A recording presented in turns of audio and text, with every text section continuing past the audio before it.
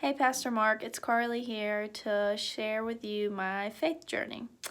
And I have notes right here, so sorry I'm going to be looking out and back some. Okay, so when I'm asked to share my testimony or my swoop soul story, I feel as if I'm one of those people who do not have a very dramatic or inspiring story.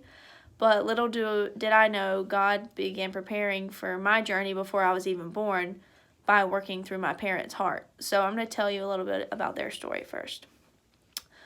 Okay, so my parents met when they were teenagers before they were saved, and they got into a very unhealthy lifestyle of partying and drinking.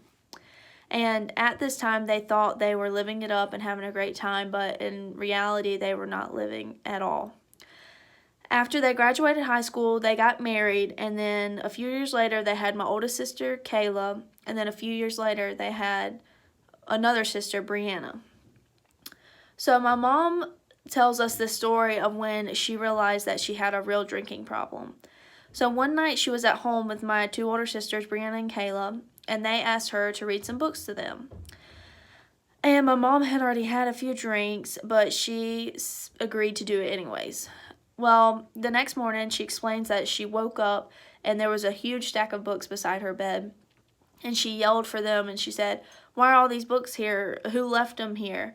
And they told her that she read all of those books to them the night before. And my mom realized that she had a problem if she couldn't remember reading books to her own children. So after that, my mom began going to church because of that and because her sister Pam kept begging her to. And my sister Brianna at this time was attending a Christian preschool. And one night she asked my dad, she said, "Is Sissy going to heaven?" And he was like, "Yeah, Sissy's going to heaven." And she said, "Is Mama going to heaven?" He said, "Yeah, Mama's going to go to heaven." And then she said, "Are you going to go to heaven, Daddy?" And he said he could not honestly give her an answer. And that's when he realized, that's when the conviction started in his heart. Okay, and one day my mom attended church and finally accepted Christ into her heart. And she says when she got home, the first thing she did, she went to the cabinet, got all the alcohol that she had, and poured it down the drain. And she can honestly say since that day, she has not drinking another drop of alcohol since. So after that, she began asking my dad to come to church with us.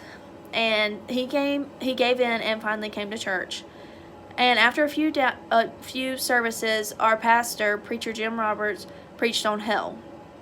And during the invitation, my dad said that he was gripping the pew so hard trying to avoid going to the altar that his knuckles were white.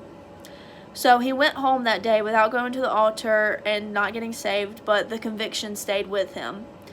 He explains that he did not get any sleep barely at all Sunday night, and the next day, he always says, on a rainy Monday night, he called Preacher Jim to come lead him to Christ.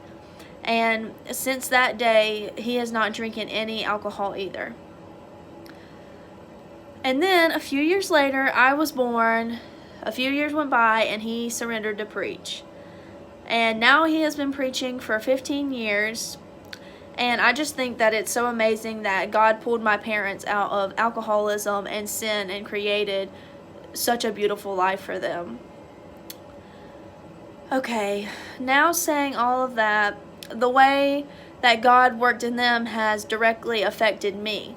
Since I was a little girl, I have been in church and I've always loved being in church. When I was about 3 years old, my dad received a job offer at Antioch Baptist Church. He preached one time and he's been there ever since.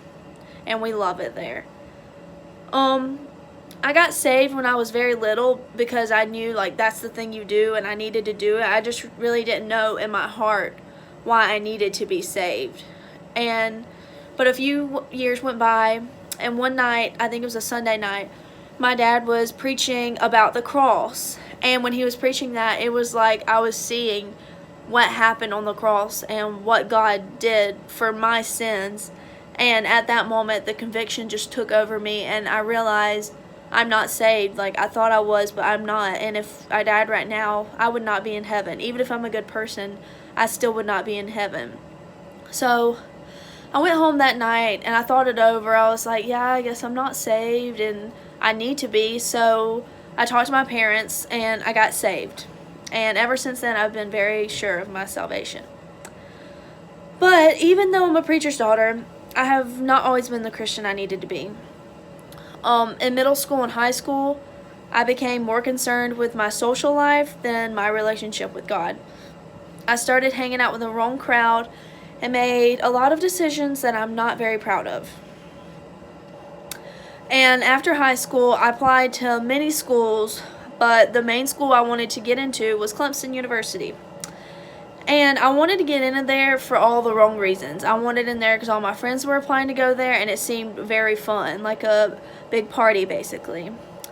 I got accepted into the Bridge program, which basically means that I go to Tri-County Tech for a few years, and I'm still like a Clemson student, but I would stay at Tri-County for a few years, then transfer into Clemson. But I did not directly get into Clemson. And I was kind of upset about this because I had my mind set on Clemson, and I was a little embarrassed because some of my friends got into Clemson. So I was undecided between what I wanted to do, so I decided to take a visit to SWU with my mom. And right from the beginning, we loved everything about SWU. Everyone was so nice and welcoming to us, and it was just a great atmosphere that I know I wanted to be in. And I felt as if God was calling me to SWU. I decided to enroll in SWU, and it was one of the best decisions I've made. I'm a firm believer that everything happens for a reason, and I know I did not get into Clemson for a reason.